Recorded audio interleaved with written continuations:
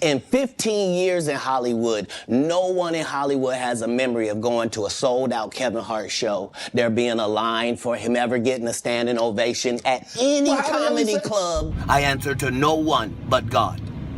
If you are not Jehovah or Allah, I do not recognize your authority. Katt Williams is back on Kevin Hart's neck again, and this time he slammed him for being a lapdog and allowing the industry elites to use him as a puppet. Katt claims he's been collecting receipts for over 30 years, and that he has even more proof that Kevin is a washed-up industry plant who was put in the industry to destroy the image of black men. He accused Kevin of selling his soul for fame and claimed that Kevin was even made to go through the humiliation ritual by cosplaying as a gay man for a check.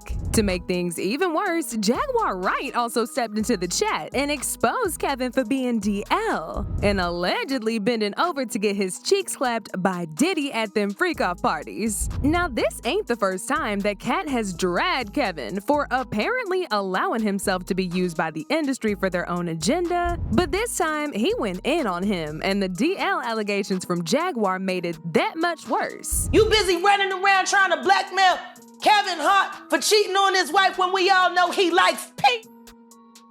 Now, some of y'all may not know this, but Katt and Kevin have been coming for each other pretty much ever since Kevin blew up and became a household name. However, they had their first public back and forth after Katt slammed Kevin for being a hypocrite and popping out on SNL with a lace front. It all went down a few years ago when Dave Chappelle appeared in an interview with Oprah Winfrey and spilled all the tea about the time that he got into it with the producers of a movie he was doing with Martin Lawrence. All because the producers wanted him to wear a dress. Now, Dave said he refused this and they kept pushing for him to wear it. But as soon as they realized he really wasn't gonna put that dress on, they pulled out a whole nother script that didn't require him to wear one. It was almost like they was just pushing him to see how far he could go. I mean, if that wasn't the reason, then why even have another script in the first place? And this was also around the time when Hollywood producers was making every black man wear a dress and a wig in them movies.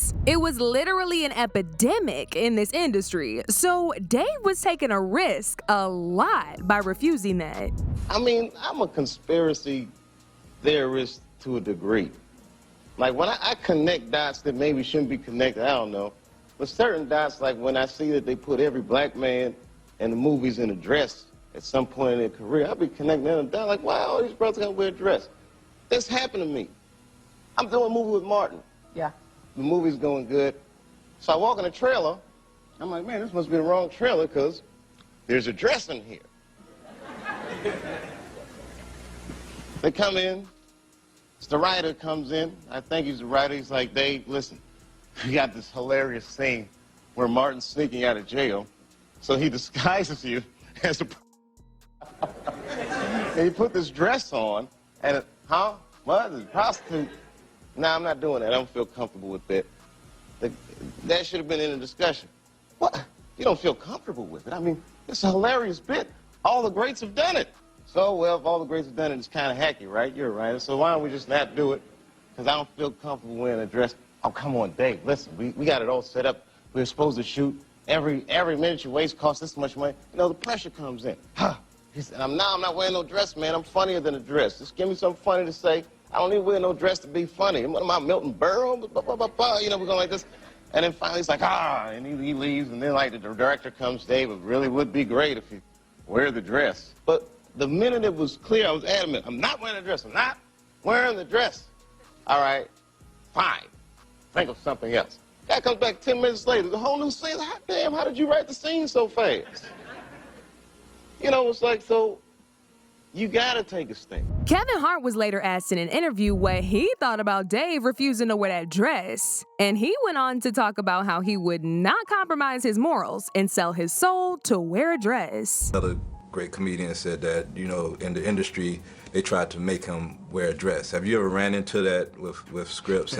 and is that something that, you know, you wouldn't do, you know, for I definitely haven't ran into to put on the dress. I mean, you know, you have to have You have to have boundaries. You have to have limits that you refuse to cross. For me, I know what they are. They've yet to been challenged, so, I don't have to speak on them. I was asked to dribble a basketball on a talk show this morning. You look said good no to doing that. Not that was a dress, but I was like, no, I'm gonna look stupid. At the end of the day, you gotta know that you're a brand. I'm a brand. You need to protect your brand at all times. When things happen that can possibly affect your brand, your brand can be diminished, and you don't want that to happen. So, protecting my brand is definitely a priority. But guess what, y'all? Not even a year after this interview, he shamelessly popped out on SNL wearing not just a dress, but a whole wig too. Wow. Wow. I don't think anyone saw this one coming. Now, nobody's saying it's illegal for a man to wear a dress, but the fact that he was just yapping about never doing it, only to end up doing it too, made folks really side-eye him. It was giving very much he sold his soul and decided to succumb to the demands of the sick industry. People dragged Kevin for filth for this, and it got so bad that he ended up putting up a tweet denying the allegations about selling his soul. He said, "I wore a dress on SNL because I thought it was funny. I made that decision. Nobody made it for me. I am my own boss." Chill, please. Boy, bye. Anyway, Katt was later asked what he thought about the whole Kevin situation. And he said the reason why Kevin was comfortable enough to wear a dress is because there's a long history of black men wearing dresses in order to transition to the next level of fame. And Kevin was just one of the many people who fell into that trap. Kevin doesn't have to worry about what people are going to say about him wearing a dress because of the long line of dress-wearing people before him. So now we had Big Mama's house 1, 2, and 3. Yeah. I've never seen Medea in a pantsuit. I think she wears dresses. So now I'm saying, why are we picking on poor little Kevin Hart? Because it was his turn next. Okay. And Katt didn't tell a single lie, because after Kevin put that dress on, he became even more famous. Now this is where things started to get a little messy, because the industry started pushing Kevin as a replacement for Katt. In fact, while Kevin was being heavily pushed by the industry, they began destroying Katt's image and painting him out to be a raging drug addict. A sucker. The reason I don't do Big Tigger is because I had a tumor in my upper jaw and they had to take it out, and they had to block the whole right of my sinus with a piece of metal. So ever since I got out the Marine Corps, I can only breathe out of one nostril, boy. I get my blood tested every 3 months for the last 15 years. All narcotic tests have come up 0.00%. I'm 44 years old. Little Tigger. You look up my rap sheet. I have never had a DUI or a possession of anything, not even the I do every day. See, when you real, you can tell the truth about anything or anybody. The disrespect from Kevin reached an all-time high in 2018, when he also accused Katt of being a cokehead. Even though he was very well aware Katt was not doing no coke. It all happened after Katt went off on Tiffany Haddish for being an industry plant. I'm so happy for her though, because That's what it do. That That's baby, what it do. I tear up thinking about the break love that her. she got. And to see her do her Understand, thing. She passed 46 female Woo. black comedians that I know personally that I put on tour who have a hard time getting a chicken sandwich from Chick-fil-A after they headline 7 shows at a club for $2,500 a week. But people like real, and that's why Is they that like what her. they like? They love Oh, realness. because everybody's real then. So don't trip. Knock it off. They like her because she want to sleep with a white man. That's why the only thing she said was, I want to give it to Brad Pitt. The only thing before that in the movie with me is, I slept with this white man. And Now, even though Katt didn't say anything about Kevin, he made it his personal responsibility to clap back at Katt when he and Tiffany appeared as guests on The Breakfast Club. Kevin accused Katt of being hooked on substances and said that Katt was just salty because he hasn't seen half the success that he and Tiffany has experienced in his career. He also said that Katt is busy blaming the white man for his failures, when he should be blaming it on his substance addiction. My frustration with Katt Williams comes from, you keep pointing at Hollywood. Hollywood this, the white man, this, and this. When do you take responsibility for your actions? You had the shot. Katt was in that position at one point. You were the guy. Yeah. You were set up to be the star. You didn't show up to work. You off promo shoots. You off your promo trips that they had set up for you. You became a risk to the studios, which is why the studios stopped with you. Why was he a risk? He chose. Oh, okay. Take responsibility for what you chose and say, you know what? I got to fix me, and I'm going to come back and I'm going to stand up for comedy. So when you say Tiffany Haddish doesn't deserve or isn't really a comedian and these other women have worked hard, which they have. Shouts out to Melanie Camacho. Shouts out to Lunel. Shouts out to Leslie Jones, who are all underneath the umbrella of Katt Williams. Katt Williams, have you ever used your platform to bring the people that were under you up? You haven't. So because you haven't, don't shit on those that now are. I've used my platform and I've brought my guys and girls up. The brand of Kevin Hart is a brand that's expanded so far, whether you like me or not. My presence in comedy will forever be felt because I'm a boss. I sit on the top of it, and the opportunities that I'm giving are the ones that I'm creating. So take responsibility for what you did. You. Nobody else did. You don't hear Chris Rock, Dave Chappelle, the Kings of Comedy, Seinfeld. You don't hear George Lopez, Eddie Griffin. You don't hear who else can I go down the road of other comedians? Steve Martin, Martin Short. You don't hear the guys that got on top and that made it by doing what they love complain about the people that are coming under them. The reason why is because they're happy with themselves. Don't blame everybody else for your shit. Don't shit on my sister Light because you're not happy with your shit. This is earned, it's not given. As expected, Katt did not take this well, and he went on a heated IG Live to check Kevin for even talking about him like that. Real, here it is, Kevin. I got a show at your hometown in Philly. I'm gonna take my special there. On that stage, we can put whatever you want. A full court basketball court, a boxing ring, 2 microphones for a rap cipher, or you can get your ass dusted in comedy on that stage. But it's $1 million up for each one. That's $5 million, Mr. 28 million in Forbes. I'll be bringing mine in cash, Mitch. Bring yours however you want. And since you're not a puppet, don't bring no white people with you then. But Katt was not done just yet. He took this whole beef to a whole different level earlier this year when he appeared on Club Shay Shay and dragged Kevin for filth. He said nothing about Kevin's career is organic and that he's just an industry plant that's being protected by very powerful white executives so they can replace him. In 15 years in Hollywood, no one in Hollywood has a memory of going to a sold-out Kevin Hart show, there being a line for him ever getting a standing ovation at any comedy club.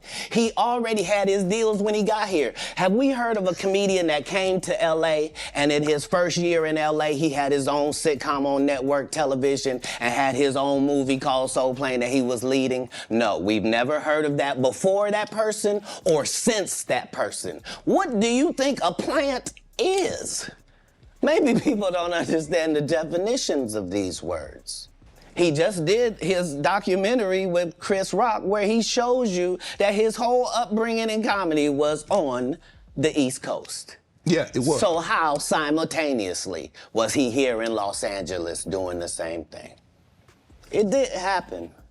It didn't happen. And I hate to seem like a petty individual for picking apart lies. These people are not powerful. Satan can't create anything. That includes blessings for his people. That's why, you know what the #1 job of somebody that sold their soul in Hollywood is? What? Is to act like it didn't happen. They all do the same job. Why do you think Gary Owen can't cross over and he already white and been in comedy for 25 years? He also talked about how, unlike Kevin, he hasn't accepted any form of payment to hold back from certain issues, aka them freak-off parties. And this is why when I walk in a room, heads go down. Behind my back, I'm nothing. I'm just a regular old comedian that's bitter and jealous.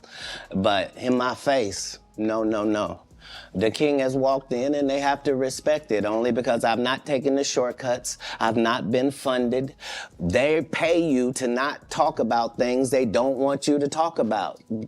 They tell you that themselves. But even before Kevin Hart could fully marinate in all this mess, Jaguar Wright also stepped into the chat and made things 100 times worse for him because she accused him of allegedly being DL and getting bent over at these industry freak-offs. You busy running around trying to blackmail Kevin Hart for cheating on his wife when we all know he likes pigs.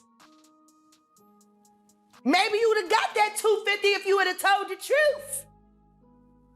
But you want to hold him to the fire over some shit you know ain't real. That ain't real. His mail order Bangkok bride. While he's looking so safe, laying in the Rock's arms, being cradled like a baby. You mean? Okay. You want to expose that he cheated on his wife with a man that would have sold. I ain't getting no fuck about no fake. Tell us the real. You supposed to be Tasha K. You supposed to have all the wine. And the wine and the wine. Tell him he's a then bitch.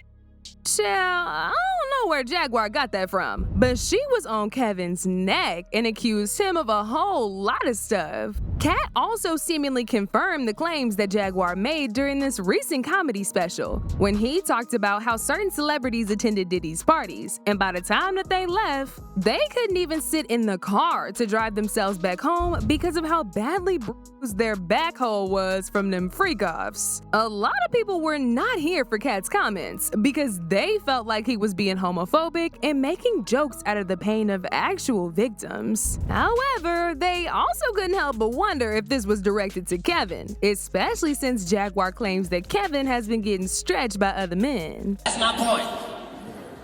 You can't be so happy to change that you fuck your life. You know how many celebrities went to Diddy's house thinking they was finna dance? How does that feel? You a grown ass man. You gotta leave Diddy's party like that. You can't even sit down in the car. You got to drive all the way home, standing up.